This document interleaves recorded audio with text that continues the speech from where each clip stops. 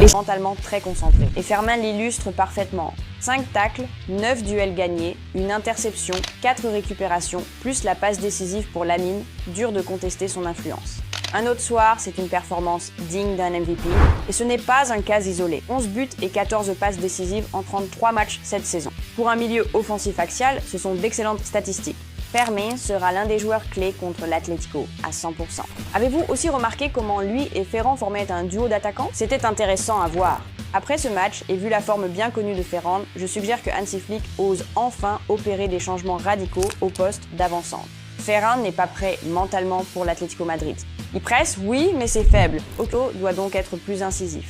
Il y a ici une possibilité intéressante. Rashford ou Cancelo à gauche, Lamine à droite, Rafinha et Fermin opérant dans l'axe en rotation constante. Cela signifierait la mobilité plutôt que des points de référence. Le plan de Flick était visible. Étirer la défense adverse sur les ailes et créer des situations d'isolement pour les joueurs offensifs, Lamine Yamal, Rafinha, Fermin et Ferran. Mais le diamant du système de Flick, c'est le pressing. Si cela ne fonctionne pas, l'équipe paraît vulnérable. Il y a eu une qui est entrée.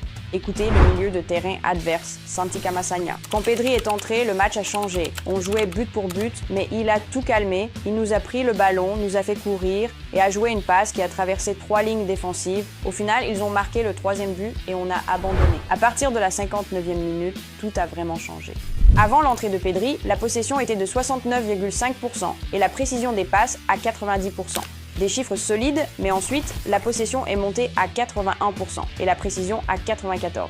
Le rythme a ralenti, mais dans le bon sens. Le match n'avait plus ce sentiment d'ouverture.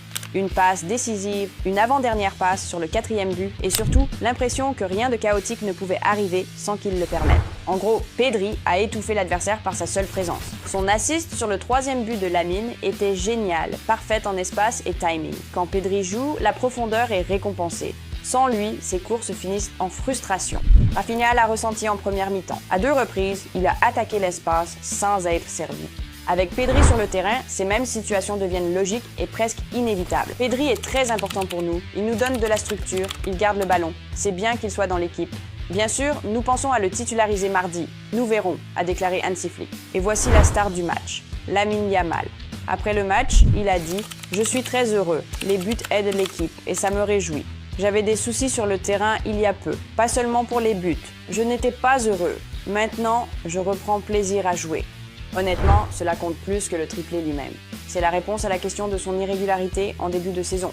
La principale nouvelle, soutenez la vidéo et partagez vos avis en commentaire. Soutenez la chaîne si ce format vous convient. Les prochains jours seront décisifs. Passons-les ensemble. Bonne journée à tous. Au revoir.